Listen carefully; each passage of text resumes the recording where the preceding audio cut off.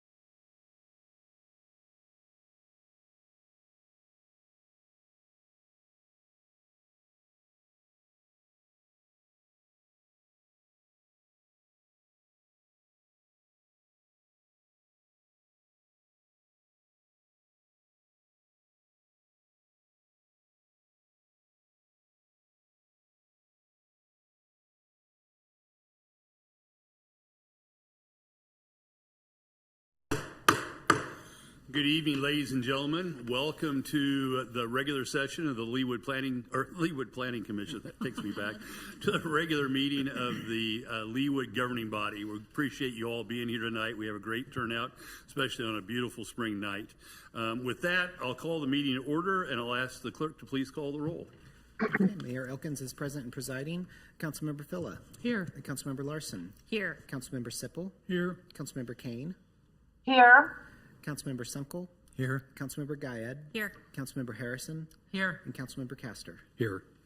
Thank you, Mr. Powell. I find that the entirety of the governing body is present either in person or by Zoom call, and thus we have a quorum this evening, and we can move on to the business of the evening.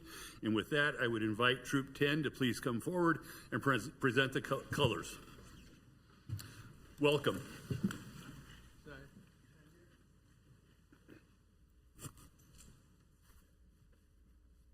Color guard, attention. Color guard, advance.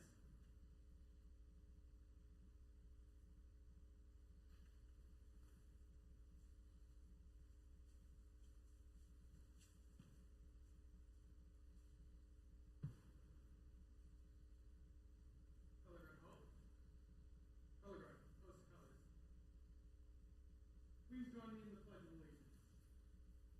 Pledge allegiance to the flag of the United States of America and to the republic for which it stands, one nation under God, indivisible, with liberty and justice for all. Color guard, dismiss.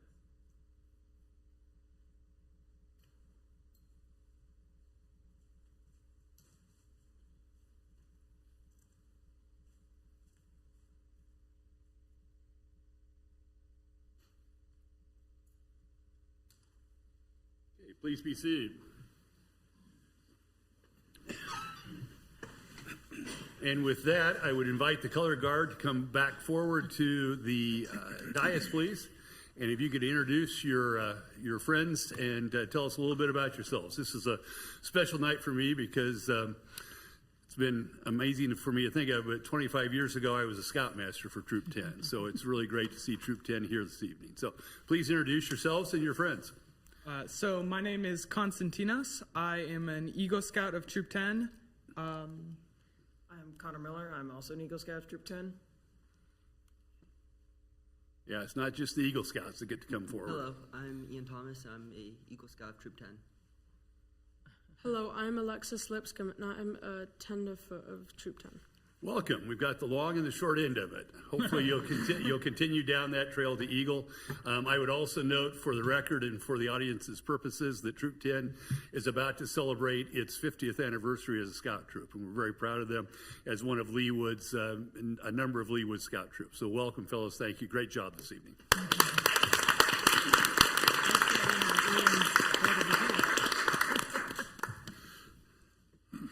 All right. I believe that the staff circulated and published an agenda for this evening's meeting. Does staff have any corrections or amendments to the agenda as it was published? We did add a few extra documents under 7A, but no substantive changes to the agenda. Thank you, Mr. Powell. Is there a motion to approve the agenda as it was supplemented? Move to approve. Thank you, Mr. Sunkel. I'll take the second from Ms. Spilla. Any discussion of the motion? If not, all those in favor, please indicate by saying aye. Aye. Aye. Those opposed, same sign. The ayes have it, and the agenda as it was supplemented is unanimously approved. Brings us to the section of our agenda on citizens' comments, and the sign-in list that I received this evening did not show any citizens here to speak on matters of general import to the city or to the governing body, so we'll move on to the proclamation of the evening. We have one proclamation. This is a proclamation recognizing Arbor Day. As many of you know, Leawood prides itself on being a city of trees, and so it seems particularly appropriate that we recognize Arbor Day this evening. I'll note that whereas in 1872, J. Sterling Morton proposed to the Nebraska Board of Agriculture that a special day be set aside for the planting of trees, and whereas this holiday called Arbor Day was first observed with the planting of more than 1 million trees in Nebraska, and whereas Arbor Day is now observed throughout the nation and the world, and whereas trees can reduce the erosion of our precious topsoil by wind and water, cut heating and cooling costs, moderate the temperature, clean the air, produce oxygen, and provide habitat for wildlife. And whereas trees are a renewable resource giving us paper, wood for our homes, fuel for our fires, and countless other wood products. And whereas trees in our city increase property values, enhance the economic vitality of business areas, and beautify our community. And whereas trees, wherever they are planted, are a source of joy and spiritual renewal, now therefore I, Mark E. Elkins, Mayor of the City of Leawood, Kansas, do hereby proclaim April 25th, 2025 as Arbor Day in the City of Leawood, and urge all citizens to celebrate Arbor Day by supporting efforts to protect our trees and woodlands and planting trees to gladden the heart and promote the well-being of this and future generations. In testimony whereof, I have hereunto set my hand and caused the seal of the City of Leawood to be affixed this 21st day of April 2025. And in special recognition of Arbor Day, I believe that Councilwoman Lisa Harrison has a special presentation to make. Councilwoman Harrison? I do. Thank you, Mayor. As the chair of the Sustainability Advisory Board, one of the many things that our board oversees is the managing of the Arbor Day Foundation annual poster contest. And thanks to the active participation of Leawood resident Debbie Adams and her many years of volunteering so that this happens, she reaches out to the schools with the elementary and middle schools within Leawood, asks the teachers if they want to participate, gives them the information, does a lot of running around and emailing and making sure posters are then, winning posters are displayed. And so I thank Debbie Adams for her efforts towards this over the years. But we would like to acknowledge our winner this year, who is in the audience, Margaret Brush. If you would like to come forward and receive your certificate. Margaret's poster is over here on stage left for those of you in the audience. Every year the Arbor Day Foundation kind of gives us a category. The poster must say this, and then the students are left to use their artistic abilities to interpret that phrase. And Margaret did a wonderful job. Margaret, we want to give you this certificate, but we also want to, in the spirit of you spending some time outside, we want to give you a season pass to the Leawood Aquatic Center. Now that's on here, so I'm not sure if you're supposed to take this piece of paper with you to the pool. We might want to laminate it or something, but I'm going to work with Chris Claxton about getting you an actual pool pass so that you can leave this in your room at home or put it in a scrapbook.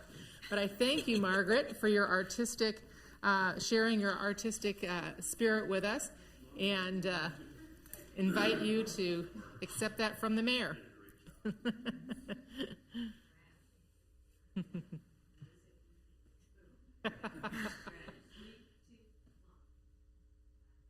Margaret, where are you?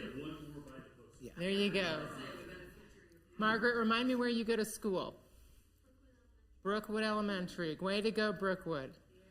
Thank you. All right. Well done. And again, thank you to Debbie Adams for her work orchestrating this. Thank you, Councilwoman Harrison. We appreciate your work. And Ms. Adams, thank you very much for the work that you do in our city to make it a more beautiful place. I don't believe that there are any presentations or recognitions this evening, so we go on to special business. I would call item 7A, which is a resolution determining the intent of the City of Leawood, Kansas to issue its industrial revenue bonds in the amount not to exceed $25 million to finance the cost of acquiring, constructing, and equipping a mixed-use commercial facility for the benefit of Leawood MXD LLC and its successors and assigns. Ms. Stoddard, call on Mr. Wimpy right away, or do you have some preliminary comments you'd like to make? Mr. Mayor, I think I'll hand it over to Kevin Wimpy, who's the city's bond counsel with Gilmore and Bell, and he will discuss this item for you this evening, as well as explaining a little bit more of the context of industrial revenue bonds, or as we refer to it, economic development revenue bonds. Thank you, Ms. Stoddard. Mr. Wimpy, welcome. If you could state your name and address for our record, even though we all know you, our record does not. So, Sure thing. Yeah. Good evening, Mayor and council members. I'm Kevin Wimpy with Gilmore and Bell, the city's bond counsel at 4618 West 62nd Terrace. Also joined tonight by my colleague Chanel Perez, who's here as well. Thank you, Mr. Wimpy. Again, you might note that I think this is maybe the first ERDB that we've done with this sitting governing body, so we'd appreciate a little bit of a primer without giving us a class in bond law, but the primer would be greatly appreciated. Yeah. Thank you. You bet, Mayor. I know better than to think anyone showed up tonight to hear a class on bond law, so I'll give you the highlights here. But anyway, thanks, and nice speaking with some of you for the first time and getting a chance to address many of you for the many times now. Starting with an overview of industrial revenue bonds, I'll just do a few minutes on that, and then at the end land on what the action item is for tonight and give you some more background. But starting with just, general overview of IRBs. The next few slides are pretty comprehensive and cover all of the uses of industrial revenue bonds. As we go, I'll try to call out items specific just to this project if they're applicable or not applicable, but wanted to be sort of comprehensive given the status tonight. So on the next slide, are you driving, Stephen, or should I? Arrow? All right, great. So first highlight to hit on IRBs is that it's generally an incentive granting vehicle. And what I mean by that is industrial revenue bonds, unlike your general obligation bonds where you finance street projects or those types of things, generally they're requested by developers for the purpose of accessing one of two incentives, and that's property tax abatement for a maximum term up to 10 years. That's not applicable to tonight's project. Tonight's project's only requesting the second incentive, which is sales tax exemption on construction materials, furniture, fixtures, and equipment. Some uses of IRBs in the 501c3 world or healthcare do involve actual financings, but the majority of IRBs in Kansas are simply a vehicle for accessing these incentives.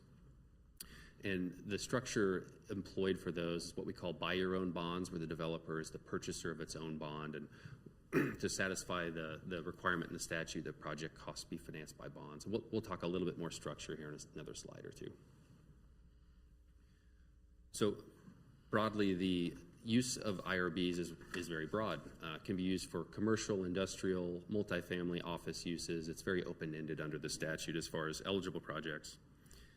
Two noted exceptions are that we cannot use industrial revenue bonds to provide property tax abatement for retail projects, and second, for projects located within a tax increment financing project area. Probably the most important thing you'll hear me say tonight is that the city is prohibited from pledging its full faith and credit to the repayment of IRBs, and there's no city liability for the repayment of IRBs.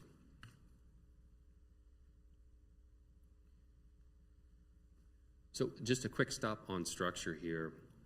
IRBs are leasehold revenue bonds. And so again, to compare to your general obligation bonds, which enjoy a pledge of the city's full faith and credit, IRBs are only secured by lease revenues paid by the lessee of the property. And so the statute anticipates that structure, and how we accomplish that is that the company base leases its interest in the project to the city, and the city simultaneously leases that property back to the developer. And that second lease, the financing lease, is what provides the security for the repayment of the bonds. And the company is the lessee under that lease, responsible for making the rental payments. And as mentioned a slide or two ago, they're also the purchaser of the bond. So meaning when we use this buy your own bond structure, they're in effect paying themselves debt service, again, simply to access the property tax or sales tax incentive available under the statute. Final slide here on overview is hitting the high points of procedure. Is that first of all, of course, the company makes the request to seek IRB financing, and then second, tonight's action would be consideration of a resolution of intent. And this step really is the key approval, as it's the city's strong indication to ultimately issue the IRBs and provide the incentives to the company. The company, should you choose to proceed tonight, would have access to the project exemption certificate that can be used to avoid paying sales taxes. And so if you should choose to proceed, they'd go underway and construct the project using that incentive, with the expectation that at the final step of council considering a bond ordinance, that you would choose to proceed there, issue the bonds, and finalize the incentive. Okay, I'll pause there before jumping into the substance of tonight's action in case anybody has any high-level questions on IRB financing. Questions for Mr. Wimpy? I guess I have just one, and that the sequence here caught my attention. So we actually do what's necessary for the company to obtain status, tax exempt status for sales tax before we even pass a bond ordinance. Is that right? Correct. The resolution of intent is what's required to make the request to the state to render the certificate. And the city then issues a certificate, or where does the certificate come from? The Department of Revenue, it comes from the state. But the resolution of intent is what the Department of Revenue requires for the tax exemption. Correct. Okay, great, thank you. Other questions? Please proceed. Sure. So, thanks, Mayor. So jumping to tonight's action, this stems from a request made in 2021, and in November of that year, a resolution of intent was adopted by the council. Again, step two on this final slide, expressing the intent to issue the IRBs. That resolution, as many of ours do, provide a termination date so that the council has the chance to reconsider should the project not proceed on the intended time frame. So it expired by its own terms in November of last year.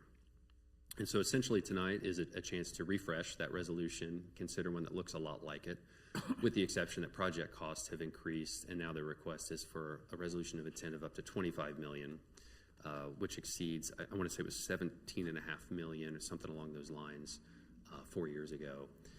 As you'd expect, this is not an atypical request for projects who've spanned that timeline, given what we've seen in the construction industry and amount of cost. So that's the reason for the increase here. And I should have mentioned at the top, there are representatives of the developer here tonight should you have specific questions about the project.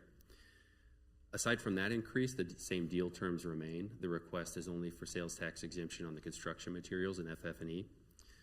Pursuant to the council's policy, before the certificate to avoid sales tax would be rendered, the city would be provided financial security by the developer in the form of a letter of credit or other financial security to secure the city's estimated contribution to the project through foregone sales taxes. And then similar to the resolution from 2021, the resolution tonight has a back-end date that by the end of 2026, December 31st of next year, the company would have to proceed with pulling a building permit or issuing the bonds for the resolution to remain active. Ms. Phillip.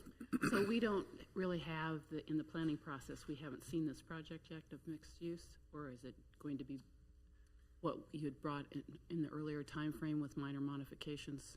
Do we know what, and if we do, everyone knows that, maybe we just want to highlight that for our listeners. I believe there's a final plan that's been approved, but you'd like, the applicant would like to step forward and just review that for us. Yeah, Mayor, with your permission, I'd step aside and invite the applicant to. Absolutely. Mr. Peterson, or are you having your client speak tonight? Well, I mean, I'm here. I better say something or it'll be fruitless. So here I am, Kurt Peterson. Happy to see you all tonight. Here on behalf of Mr. Lashbrook, behind me, the developer that you know well. This project has final plan approved for its mixed use, 193 units of residential with approximately 15,000 feet of first floor commercial and then structured parking. If that's what you were looking for in terms That's what I was looking for, and you're with the Polson-Lilly Law Firm located at? That's right, 900 West, 48th Place, Kansas City, Missouri. Thank you. Ms. Phillip, did that answer your question? Right, and has that, how has that changed, if at all, from the It has original? not. Okay, you just, time it changed. That's right. Costs have gone up. The project has not changed. Yes, ma'am. Ms. Larson. I was just curious as just the timing, why the original IRB was allowed to expire before coming back and asking for a new one. I was just curious about the timing. Transparency and honesty is always the best, just not perfect timing on our part. Okay. Nothing else.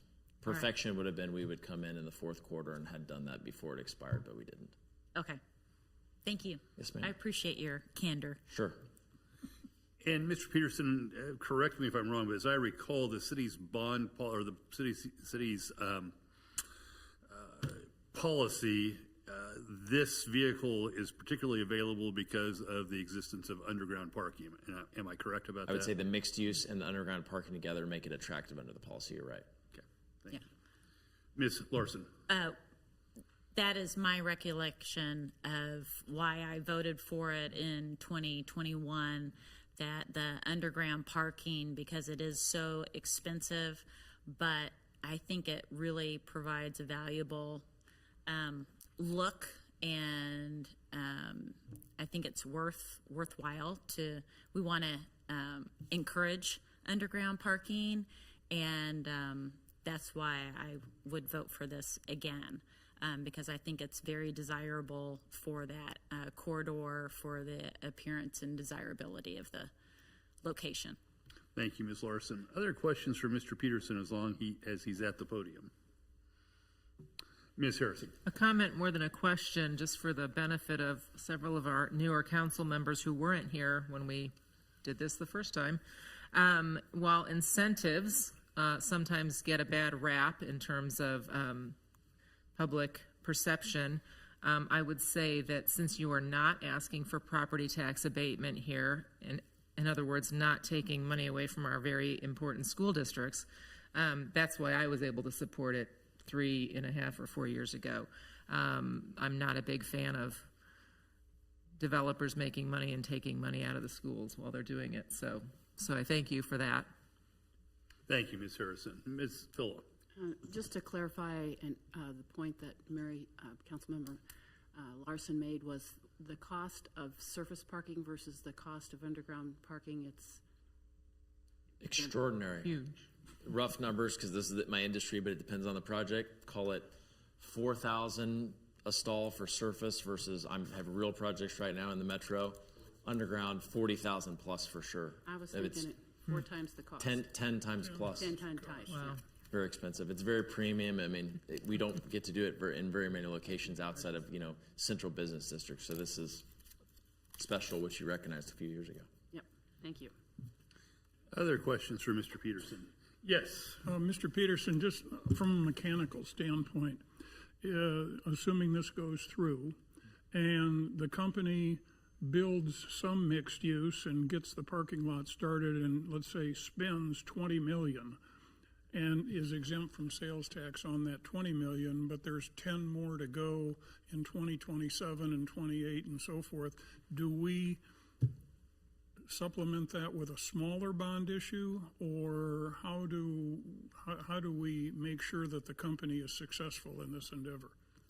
It's a good question. The up to amount of $25 million covers the construction materials.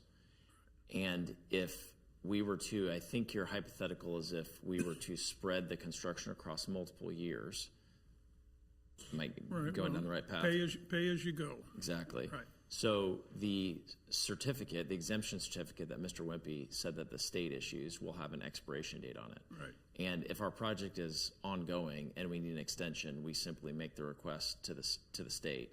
Okay.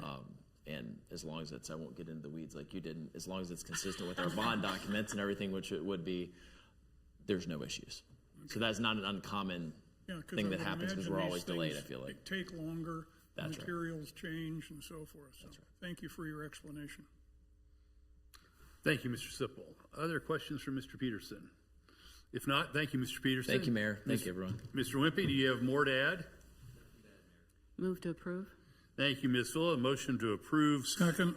Thank you, Mr. Sipple. There's a second. Is there additional discussion from the governing body concerning the motion and second to approve a resolution of intent of the City of Leawood, Kansas to issue $25 million in industrial revenue bonds? If not, I believe I can do this by a voice vote. Yes. All those in favor of adopting the resolution of the City of Leawood indicating an intent to issue industrial revenue bonds in the amount of $25 million, please indicate by saying aye. Aye. Aye. Those opposed, same sign. The resolution is unanimously adopted and approved. Good luck to Mr. Lashbrook. We look forward to seeing that come down into the ground in this case. So, thank you. We come now to item 8 of the agenda, which is the consent agenda. Are there items on the consent agenda that individual governing body members would like to withdraw for further discussion? Ms. Harrison. D as in dog and G as in go.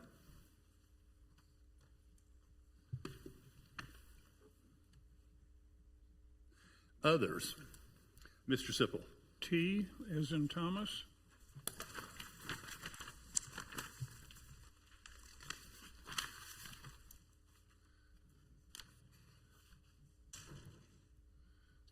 Ms. Kane, are there any that you would like to withdraw for further discussion? No, but thank you for asking. Thank you, Ms. Kane. If there are no other items that council members would like to withdraw for further discussion, I would ask if there is a motion to approve the consent agenda with the exceptions of items D as in dog, G as in goat, and T as in Tom. Motion to approve? Second. Thank you, Ms. Larson. Thank you, Dr. Castor. Any discussion? All those in favor of approving the consent agenda with those exceptions, please indicate by saying aye. Aye. Those opposed, same sign. The ayes have it, and the consent agenda, with the exception of items D, G, and T, is unanimously approved. With that, I'll call consent agenda item D, which is a resolution approving and authorizing the mayor to execute a service and funding agreement between the city and the Leawood Chamber of Commerce to provide funding for certain economic development services. Ms. Harrison. Thank you. I want to use this as an opportunity not only to commend Stephanie and her staff for the great work that they have done. I think it's been a year and a half or two. And I would say in the 10 years I've served that it has been a incredible growth and forward improvement with regards to what we're seeing and hearing from the chamber, and I guess others thought so too because they voted you best of. So it's not just us. But I also wanted to suggest, I think a recent document you shared with us gave us an oversight of a lot of wins as you talk in the chamber world. People coming here, big businesses moving in, storefronts being filled. I would ask, though it's less exciting and fun to share the losses, it's a term I learned in my Boy Scout years, roses and thorns, sir, that we'd like to also know who has left town, maybe in smaller print at the very bottom of it and in, invisible ink or something that only we can see. But sometimes folks have left town and who knew? I was really bummed when L.L. Bean left town, and it took me months before I pulled on the door and the little canoe paddle was gone. So if you might just in your, I think is it twice a year updates, share some of those more significant, losses so that we can be aware of where there's storefronts that are empty or who left for greener pastures. Their loss for sure.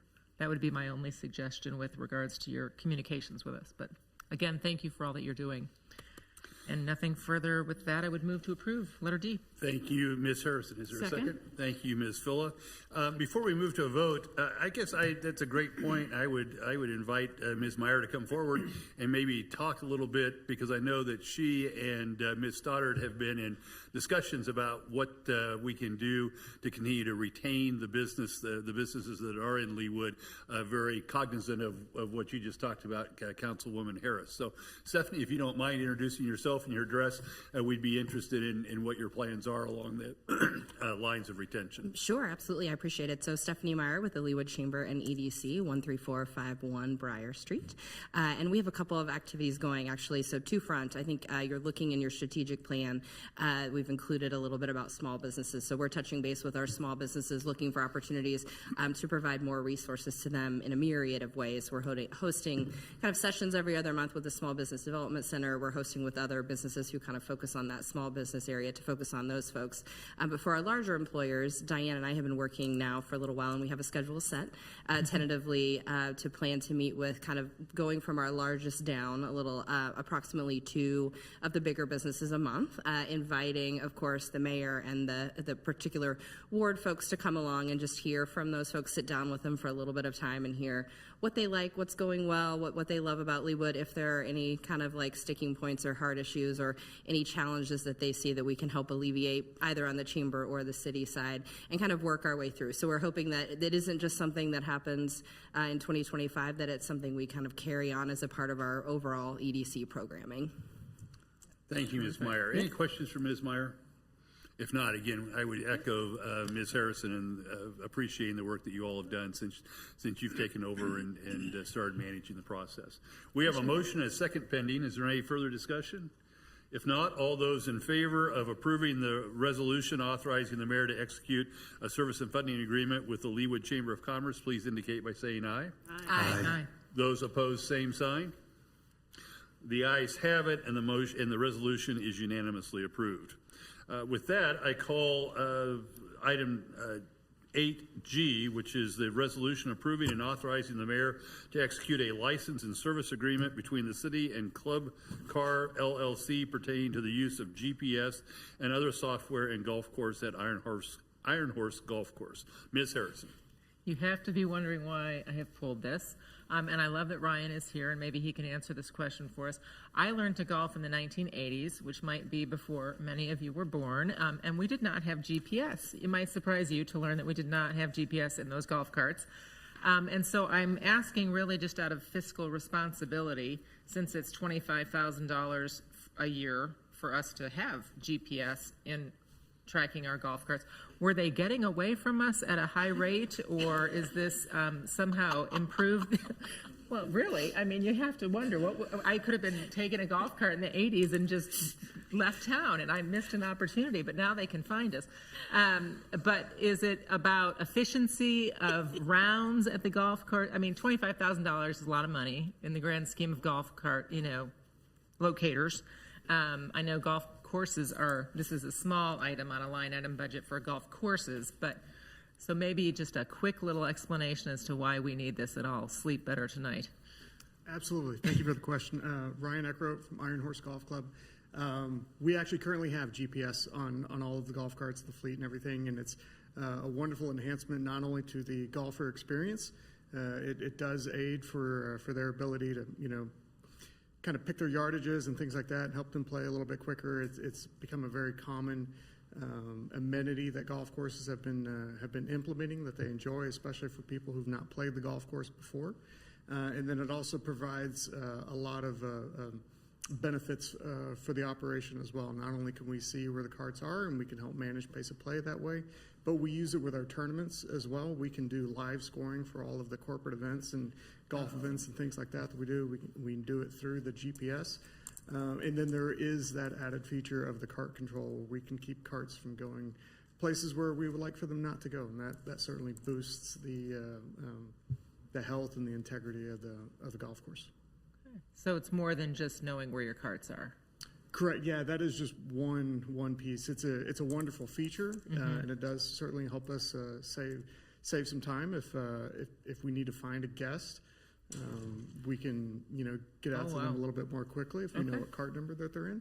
Excellent. But it's a great benefit to the guests that they enjoy quite a bit. Thank you for answering my question. Yeah, absolutely. Thank you for the question. That's all I had. I would move to approve. Thank you, Ms. Harrison. Ms. Larson. I would just add, it's great for the golfers.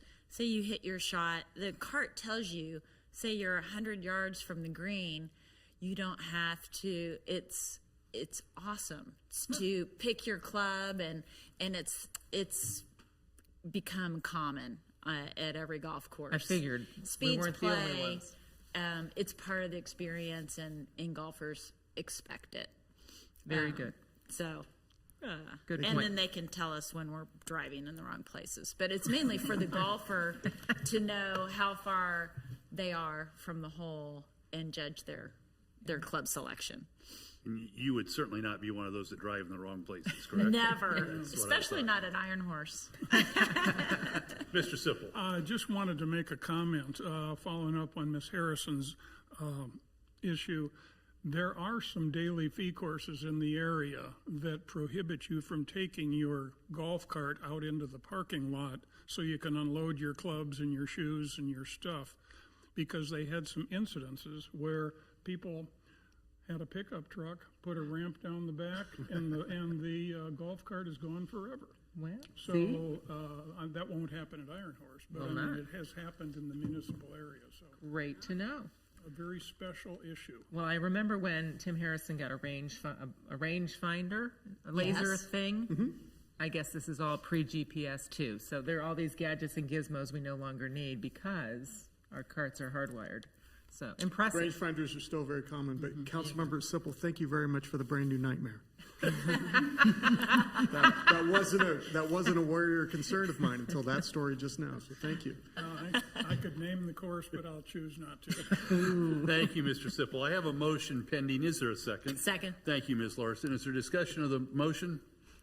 If not, all those in favor of approving the resolution authorizing the mayor to execute a license and service agreement pertaining to the use of GPS and other software on golf courses at Iron Horse, please indicate by saying aye. Aye. Those opposed, same sign. The ayes have it, and the resolution is unanimously approved. That brings us, I believe, to item T, which I believe was Mr. Sipple. Mr. Sipple? Thank you very much, Mr. Mayor. Yeah, I'd like to ask the planning department, I looked through this and I didn't understand the location of the trees that would have interfered with the water line and our plan to use different kinds of trees in this this senior living center, and different kinds of trees because they don't go as deep and interfere with the water line. Just if you could kind of give me an overview of the issues, I'd appreciate it. Sure. So this was basically a request of Water One. There is a water line easement along both 135th and Kenneth Road there. So typically we require larger caliper overstory trees for street trees. We do not allow ornamental trees to be used as street trees. And like I said, this was a request of Water One. I'm not an expert on root spread and depth of different species of trees, but these specific types of trees that had been planned, Water One was not comfortable with being in the easement, as they felt that could interfere with the water lines that were there, but we're comfortable with the ornamental trees being proposed, being in that easement. So I know that they deal with this kind of thing all the time with their easements in different locations, and so we're just making that accommodation per their request so that we still get the street trees and landscaping that we require, and we still meet their requirements as well. Okay, is it going to be, is the water line directly under the trees or is it off to the side? I'm not sure exactly where in that easement the water line would be. Welcome, Mr. Clausen. If you could state your name and business address for us, we'd be grateful. Yep, can we? IT will do it. Okay. It's on.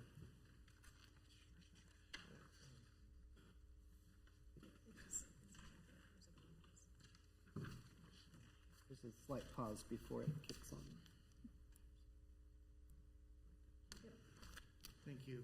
My name is Judd Clausen, C-L-A-U-S-S-E-N, with Fox Engineering, 1270 North Winchester, Olathe, Kansas. We serve as the civil engineers on this project. On the overhead here, you can see the water line is generally in this dark black line area here, so it's right along the perimeter streets of 135th and Kenneth Road here. And those are the locations where the tree substitution is being requested because Water One would not allow us to have the full regular deciduous trees in those locations because they're too larger root systems, too tall of trees. If they have to take them back down someday in the future to dig up their water line, they're in the way.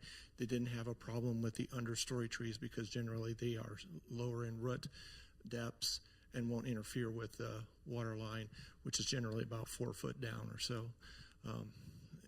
And that was the reason they wouldn't approve the project without that change. So the three large trees on 135th Street on the left side of the diagram, those are large deciduous trees. And then as we go farther east on 135th, there'll be smaller varieties trees. These smaller trees right here were substituted out from the larger trees. The water line jogs back right here and then runs further away from the street as it goes farther west. So we were able to keep the larger trees right there. Certainly makes sense. And Julie, I don't mean to put you on the spot, but have we learned our lesson the hard way on something like this in the city of Leawood in past development projects? I'm not sure how often this has happened in the past.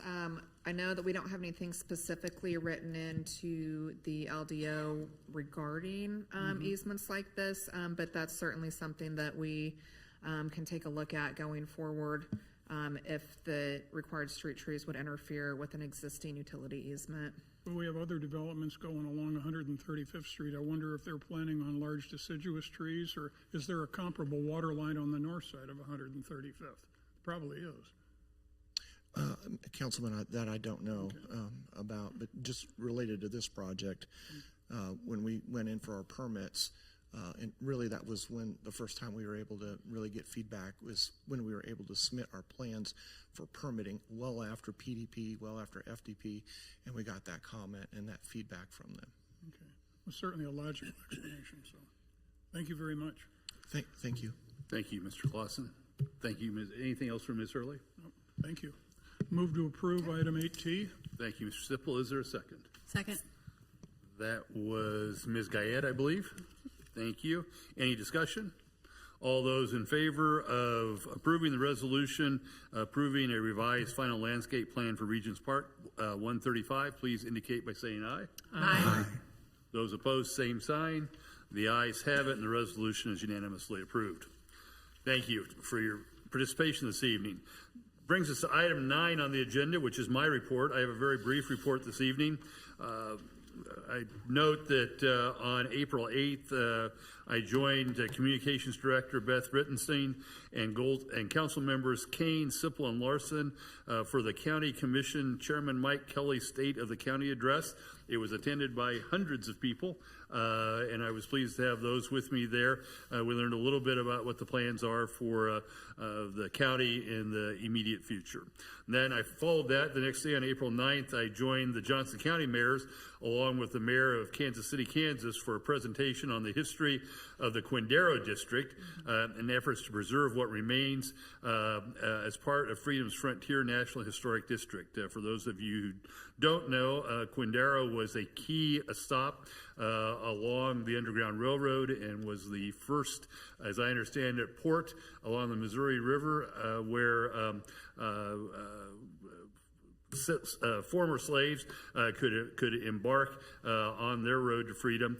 It's a very interesting area that has been very poorly maintained over these last years. And the chief judge of the Kansas Court of Appeals spoke to us. She's one of the ones who's making an effort to get this area included on the onto the National Historic District there, the Freedom's Frontier District. In addition, the mayor spoke, that happened to be the week of the veto session, and as is wont to happen occasionally with the Kansas legislature, there were a number of last-minute pieces of legislation that were proposed, which would have pretty seriously and negatively impacted the cities of the state of Kansas, and in particular the city of Leawood and a number of the other Johnson County cities. So we worked together in an effort to inform our legislatures on very short notice of the impact of the proposed legislation on the city, and on the cities generally, and in my case in Leawood in particular. And fortunately, none of the last minute legislation that would have adversely affected the Kansas municipalities was passed. So the legislature is adjourned sine die, and we won't worry about those things until January next. So, and finally, I participated under the direction and management of Ms. Hurley in a series of interviews that she had organized on April 17th of candidates to engage as our consulting company on the city's comprehensive plan and development ordinance project. That process is nearly complete, and I think that by the next governing body meeting, I'll have an announcement for you as to who our consultant is going to be and a little bit more about the timeline for that activity. So, Ms. Hurley, thank you for your leadership in bringing this whole effort together. Any questions for me? If not, I'll go to City Council member reports, and I believe that Ms. Larson has a report for us. Yes, just briefly, the Gezer Sister City Committee meeting met this afternoon at Gezer Park, and so that we could tour the park and brainstorm ways to utilize this beautiful Leawood asset for future events that the Gezer Sister Committee might host or sponsor. And we learned a lot about the park, which I did not know about the archaeological dig, the artwork, the fire pit, the Sukkot canopy. I mean, there's a lot to that park, and it is a beautiful asset. And so we're working on brainstorming ways to utilize it. And that's it. Thank you, Ms. Larson. Questions for Ms. Larson? Any other governing body members with reports they'd like to present this evening? If not, Ms. Stoddard, do you have a report for us? Yes, just briefly, Mayor. Thank you. I did want to highlight for you today our participation with the Kansas Eastern Region Insurance Trust, otherwise known as CARET. This is an organization that we participate in with other governmental entities in order to obtain our workers' compensation insurance. And we continue to be very active in that group. And despite having the second largest employee population within the CARET group, our city continues to rank #1 with the lowest frequency and severity rate of workplace incidents. So I wanted to draw attention to all the great work that our employees are doing to have a really keen interest in workplace safety. And we also have an employee safety committee that does a lot of great work in this area, as well as our human resources department that really leads the city's efforts. So I just wanted to highlight all their great work and thank them all for their attention to this important matter. Questions for Ms. Stoddard? Mr. Sipple. Thank you, Mr. Mayor. You made a comment in your cover memo, the second largest employee population in the workers' comp program. What do the ones that are larger, Class A cities that are larger, what do they do for insurance, and is it substantially more expensive? There is one other that's larger, and I don't know right off the top of my head who that is. I don't know if Nick Sanders might be available that could help me answer that. There's various ways that our peers participate in workers' compensation. Some of them choose to self-insure, and then some of them may be involved in insurance trusts like this one that the City of Leawood has been involved in for a number of years. Yeah. Well, thank you, because I know we've talked about the expensive insurance that's out there for employees, and it's growing every year. But whatever opportunities are out there, I think we ought to really look at every opportunity to reduce our expense when it comes to employee insurance issues. So, Mr. Sanders, do you have any additional comments? I didn't catch everything that she had heard, but the City of Shawnee is the other city that has a larger employee population. That is, I believe, a city of the first class. Now, is this is an economy of scale play here in terms of the larger number of employees, you bargain down the cost per employee. This isn't a self-insurance deal. No, it is not necessarily. But what you do by pooling insurance, by pooling everybody together, you do get a better quote-unquote rate. Right. It at one point was very difficult for fire departments and police departments to become insured. They were assigned what was referred to as special or assigned risks, which their premiums were super high. And that's when CARET was created back in the 80s, I believe it was, with a handful of agencies. And then when those agencies started to grow, there are 18 members now, I think maybe 19, depending upon which member. They're smaller agencies, anywhere from maybe 50 to 60 members. Fairway's one, Weir one, Shawnee's one, Johnson County Parks and Recreation is one. So you have a myriad of groups, Leavenworth County, that all kind of have that same intent, but we also in turn have a good dynamic in which we actually do return funds back to the agencies for positive growth in those in that realm, for positive performance, I should say. So when we do have positive performance for our, so we have lower premiums, lower risks, so we do return dividends back to. So it's kind of you're reinvesting in yourself. One last question, then I'll let you go. Do you get feedback from other municipalities on safety programs in terms of lessons they've learned with employee accidents and all, or is that confidential information? We get that every CARET meeting. We actually have what's referred to as a plus scorecard that we have to adhere to in order to receive and further discounts. We receive a 5% premium discount, or up to 5% every year. So that's one of the ways we actively participate in our program through CARET. So by doing those things, from doing just an employee safety committee to doing employee safety days to having reviews from driving standards, various things that we do. We also partner with other agencies. What they do, we do, for example, MSDS online testing, things of that nature, drug and alcohol training. There's a multitude of things that are out there.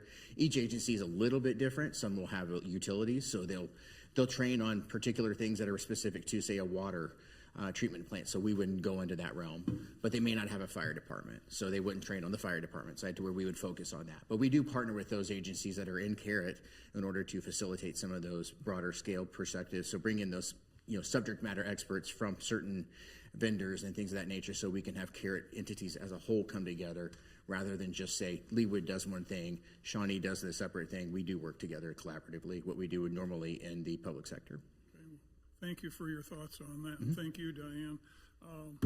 Do we have to make a motion to approve this? This is just information. Correct. Thank you, Mr. Sanders. We appreciate your time this evening. The governing body now calls Planning Commission Case 28-25, which is a resolution approving a final plan for Hallbrook Country Club pool complex and renovation located south of College Boulevard and west of Overbrook Road. Ms. Larson. I would like to recuse myself from this item on the agenda because I'm a member of Hallbrook Country Club and I have a financial interest. Thank you, Ms. Larson. Dr. Castor? Same. Thank you. If you all would step away then, we will let you know when we have concluded the business on Planning Commission case number 2825. Ms. Hurley, do you wish to be heard on this matter? Thank you, Mr. Mayor, council members. As you said, this is a request for a final plan for the Hallbrook Country Club pool complex. This was heard by the Planning Commission at their March 25th meeting, and they did vote unanimously to recommend approval of this. So included in this plan is the renovation of the existing pool complex, which includes the construction and reorientation of the two pools that are currently there, the main pool and the smaller kiddie pool, as well as the updated pool deck area. It includes the construction of some new shade structures and a new bar area. A new access ramp to the existing pool equipment down below the deck, and then construction of some new enclosed multi-use structures. So just to go through real quickly, this, as you can see up there, is the proposed pool deck plan. Does completely renovate the existing pool deck area, does add some square footage to that pool deck area as well. And then there's just kind of a bird's eye view of how that will look as rendered by the architect. So this does match what was previously approved by the Planning Commission and governing body for their preliminary development plan. So if you have any questions, I can answer those for you, and the applicant is here as well. Thank you, Ms. Hurley. Questions? Mr. Sipple. What's the timetable in terms of when they're going to demo the existing pool and put the new one in, and with the season and all? Yep, I believe the existing pool is set to close at the end of July of this year, but I will probably let the applicant, the architect, come up and speak a little bit about their timeline. Welcome, sir. If you could state your name and address, we would be grateful. Good evening, Mike Kress, Generator Studio, 1615 Baltimore, KCMO 64108. The timing is that just after mid-July, right after Champs. Not going to wait till Labor Day, huh? Nope. They're going to shut her down, and the hope is to be open by Memorial Day of 26. So that's the reason they're starting right away. So the pool will be the first thing that happens because they need to get that in there and sort of stabilize it, and then the structures will go up around it in the winter and springtime. Happy to answer any other questions. Thank you, Mr. Sipple. Other questions for the applicant or for Ms. Hurley? Move to approve? Yes, I have a motion from Ms. Fuller to approve. Is there a second? Thank you, Mr. Sipple. Is there discussion on the application to approve a final plan for Hallbrook Country Club pool complex renovation? If not, all those in favor, please indicate by saying aye. Aye. Aye. Those opposed, same sign. The ayes have it, and the resolution is approved on a 6-0 vote. The governing body now calls Planning Commission case number 29-25, which is a resolution approving a revised final plan and revised final plat for Regents Park Villas located south of 137th Street and west of Kenneth Road. Ms. Hurley, please proceed. Okay, thank you, Mr. Mayor, council members. As you said, this is a request for a revised final plan and final plat for the Regents Park Villas. This was previously heard by the governing body in February for a revised final plan and final plat. This is for a rezoned area of the Regents Park development for the construction of 18 single-family homes. The area was previously approved for 18 twin villas for a total of 36 units. It was rezoned down to an RP2 zoning district. Those twin villas were replaced with detached single-family homes. So this plan is just, again, the revised final plan for that area that you all have previously seen with the rezoning. So again, it is just that area that's highlighted in red there. There is no change to the layout as it was previously approved originally. Again, that was rezoned back in February, and this is just the revised final plan to allow for, and final plat to allow for the construction of those detached single-family homes. So if you have any questions, I can answer those for you, and the applicant is here as well. Thank you, Ms. Hurley. I note for the record that governing body members Castor and Larson have rejoined us, and we're here for the entirety of your presentation. Are there questions for Ms. Hurley or for the applicant? If not, Ms. Harrison. Thank you. I'm having a deja vu moment, Mr. Lashbrook, and forgive me if we had this conversation in February. Believe it or not, it just all starts to run together. You came to us in February with this same plan? Is that what I'm understanding? Correct, and it's Rick Lashbrook, LASHBROOK, 14164 Juniper Street, Leawood, Kansas. And yes, Councilwoman Harrison, that is correct. This is the 18 single-family homes that you all have previously seen and has been approved. This is merely the plat that we need to take to the county to get recorded so that the home builder, Mr. Willis, who's behind me, can commence construction on those 18 single-family homes. So this is just the plat. I know you revised final plan, et cetera, but in my mind, it's the plat. Thank you. And I may have asked this question in February, but again, I've slept since then. What was your big aha reasoning for going from the twin villas, which, by the way, I was very excited about, to single-family homes? We've watched the market respond very, very favorably to the Aventino development, and the market is asking for the single-family product. As Julie had previously mentioned, the attached villas, we had numerous ones of those. We still have 46 units of attached villa product to offer the public. So there's still, it's really a diversity of product types that we're offering here, and it's just pivoting slightly to meet what the market is demanding, and at the same time as the economics of the absorption. We want this project to move as quickly as possible. Thank you. I think that you might have said something like that in February because it's starting to sound familiar.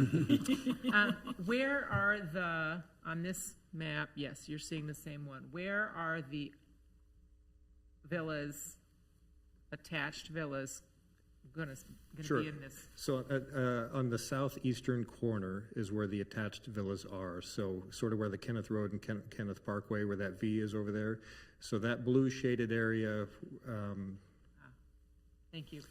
Okay. Is where the attached product, and those are the buildings that you currently see that have gone vertical, and we're quite busy over there getting those constructed. Excellent.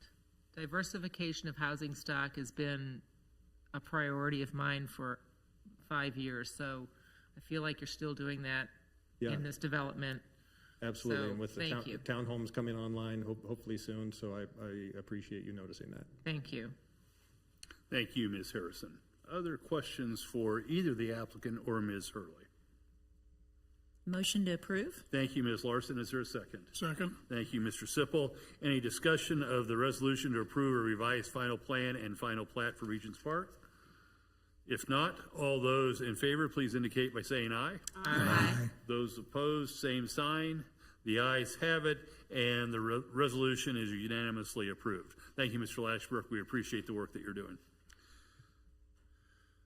The governing body now calls a case from the Public Works Committee that relates to work at 132nd Street High Drive from Mission Road to 133rd Street and traffic calming along that route. Mr. Lay, do you wish to be heard? Yes, I do. Thank you. Please proceed. All right, well, for the record, the packet says from the April 5th to 2025 Public Works Committee meeting. That was actually April 2nd. Thank you. April 5th was on a Saturday. We did not meet on a Saturday, so. Okay, so the Public Works Committee met to discuss the traffic calming along the corridor of 132nd Street and High Drive. That's between Mission Road and 133rd Street. Most of you probably already heard about this. Rick Odo, the developer of East Village, is providing $100,000 for traffic calming along this corridor.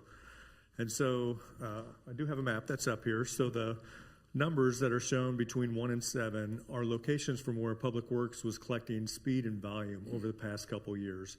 So we were collecting data before we did any speed tables or any radar feedback signs. The red color there, where it's a red rectangle, those are locations of the speed tables. And so there's 5 locations. So between 1 and 2, there's a speed table. At number 2, there's a speed table. At 3, we have 2 red circles, and that is for radar feedback signs. It's just a speed limit sign that flashes your speed as you drive by it.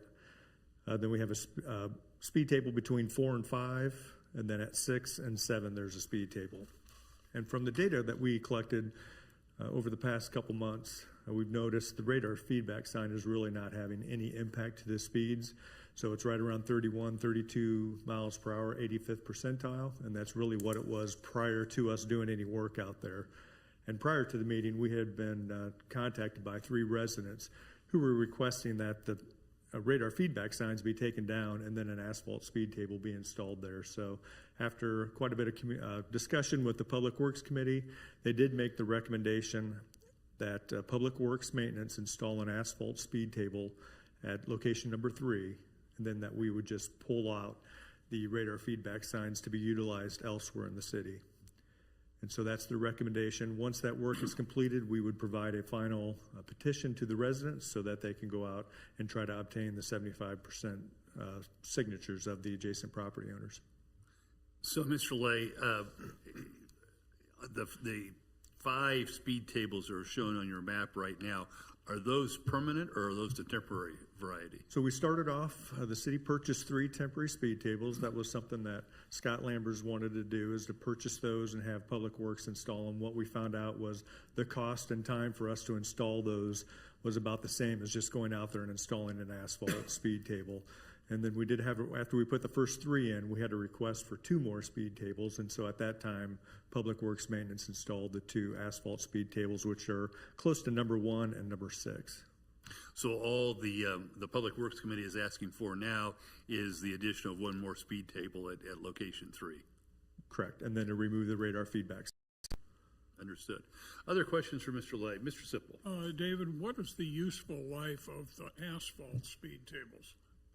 So the city's plan is to overlay residential streets once every 10 years approximately. And so the speed tables will last, and then once we mill and overlay it, we'll just reprofile that speed table and just put the striping up. So there is a little bit more maintenance. We do have to go out every year to install striping where the snowplows have gouged out the striping on the speed table. But that's not, we're going out every year to do striping anyway, so we just add that to the list. Ms. Phillip. Will you go ahead and do some more monitoring with this additional speed bump or table, and then you'll come to the conclusion that it's met the objective for this project? So the next step is, once we get the speed table in, is just to provide the petition to the residents and let them try to get the 75% signatures. And we do not plan on doing any additional monitoring unless the residents request additional monitoring because they want different devices or additional devices. And are these speed tables like what was constructed at 85th Terrace? These are not as tall as what's on 85th Terrace, and so you can drive over them between 15 to 20 miles an hour, fairly comfortable. Right. The ones on 85th Terrace are a little bit taller, and so those are a little bit more abrupt. Yeah. Okay. They're very effective. Yes. So, Mr. Lay, I still am a little bit confused here. The petition that is the next step, is that a petition for all 6 of the speed tables, or is that a petition for just the 6th one that we're talking about this evening? So the final petition will be for as the traffic calming devices are installed or currently on the street. And so if they are able to get the 75% of the signatures, then we would move forward with removal of the 3 temporaries, and then Public Works would go in and construct those 3 speed tables out of asphalt. And then we would charge that back to the letter of credit that we received from Rick Oda. Yeah. So the count of residents is from 1 to 7. You're not doing them section 1, section 2, section... Correct. It's a petition for the city, a petition for 132nd High Drive from Mission to 133rd for that whole corridor. It's one petition. How many residents? Oh, there's right around 80. So, and I know I'm beating a dead horse here, but technically speaking, all the speed tables that are currently installed are temporary. I realize that 3 are engineering-wise temporary, and you've got whatever the number is, 2 asphalt ones in. But in the event, unlikely event, that they were unable to get 75% of the residents to sign the petition, you would take out all of the speed tables, including the asphalt ones that you've put in. That's a good point. So the petition or the letter of credit is good for about 3 or 4 more years. And so we want to leave the asphalt speed tables out there until we run out of time on that letter of credit. But if we do not receive the petition back by September, we would go back to the Public Works Committee for a recommendation on whether we remove the temporary ones, the plastic ones that are bolted down, because those are difficult to plow around during the wintertime. We did do it last year, but we did damage. There's a couple that were damaged. So there's a cost, obviously, to keeping those in place. And then once we do damage them, we have to block the street off. Okay, thank you. That helps. Other questions for Mr. Lay? Ms. Harrison. Thank you. David, are there still traffic counters in the tree? Are those little boxes in the trees, are those counting the cars? Yes, they count the speed and the volume. The speed and the volume? Yes. Okay. Have you noticed, so is there any knowledge about the volume, maybe decrease the volume, not the speed, decreasing since these were added? So we just looked at it pretty quick. We didn't see much of a decrease in volume. And it's really challenging when you look, because we leave our counters out for 2 weeks. And so just even like on a Tuesday compared to Thursday, the counts are completely different. Sure. School, it's tough really to say. So my neighbors, because this is for full disclosure in my subdivision, my neighbors who say, well, now everybody is just flying up Glenfield instead of flying east and west on 132nd, then your counters actually, that's not necessarily the case. You have not noticed a big decrease in volume, is what you're saying. Correct. On 132nd, that is correct. So they're not finding alternative routes, either up Glenfield or Canterbury, my street, up and around. Okay, that's good to know because I've been asked that. So, yep, my 2 questions. Okay, thank you. Thank you, Ms. Harrison. Other questions for Mr. Lay? If not, is there a motion to be had on the traffic calming proposal for 132nd Street? Motion to approve. Thank you, Ms. Larson. Move to second. Thank you, Mr. Sipple. All right, take that back. I'll give that one to Ms. Harrison. Thank you, since it's her neighborhood. Thank you, exactly right. So, is there additional? Sorry, Mr. Sipple. That's all right. Is there feelings are not hurt. Is there additional discussion? If not, all those in favor of approving the proposal for traffic calming devices at 132nd Street, please indicate by saying aye. Aye. Those opposed, same sign. The ayes have it, and the proposal is unanimously approved. I don't have any old business on my agenda this evening, so we come now to new business, which is an ordinance amending sections 5-105 and 5-106 of the Code of the City of Leawood pertaining to business licenses and repealing existing sections 5-105 and 5-106 and other sections in conflict therewith. I believe that Mr. Powell described some of these, the need for this in a previous governing body session, but Mr. Powell, do you wish to be heard?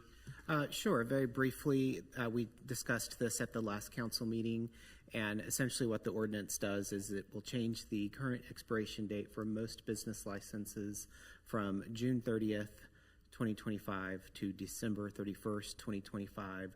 And this fall, when we implement the new permitting system, we'll be able to process renewals in it instead of in the current licensing system. So it just streamlines our work process. And then going forward, the licenses will expire on December 31st. Thank you, Mr. Pella. Questions for Mr. Pella? Mr. Sipple.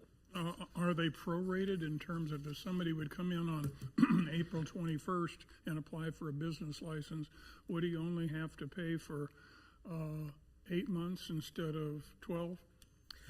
Currently, all new businesses operate on a prorated fee, depending on the licensing year. So, yeah, we would prorate new businesses. Makes sense. Thank you, Mr. Sipple. Other questions from Mr. Powell? If not, is there a motion to adopt the ordinance amending sections 5-105 and 5-106 of the City Code? So moved. Thank you, Ms. Fuller. Is there a second? Second. Thank you, Mr. Sunkel. Additional discussion of the motion amending sections 5105 and 5106. If not, because this is an amendment to our city ordinance, it requires a roll call vote. And with that, I would ask the clerk to call the roll, please. Councilmember Phila? Aye. Councilmember Sunkel? Aye. Councilmember Larson? Aye. Councilmember Guyad? Aye. Councilmember Sipple? Aye. Councilmember Harrison? Aye. Councilmember Kane? Aye. Councilmember Castor? Aye. I have 8 votes in favor and none against, so the amendment is unanimously approved to modify sections 5-105 and 5-106 as indicated in the packet before the governing body. I would note that the upcoming meetings I think are already all on the schedule. On Monday, May 5th, the Budget and Finance Committee will meet at City Hall in the main conference room to discuss the CIP, that's the Capital Improvement Program, for the next few years, and we'll have a governing body meeting at City Hall at 7:30 p.m. that evening. Does any governing body member have anything else for the governing body this evening? If not, is there a motion to adjourn? Thank you, Ms. Phillips. Thank you, Ms. Larson. All those in favor, please indicate by saying aye. Aye. Those opposed, same sign. The ayes have it, and we stand adjourned until May.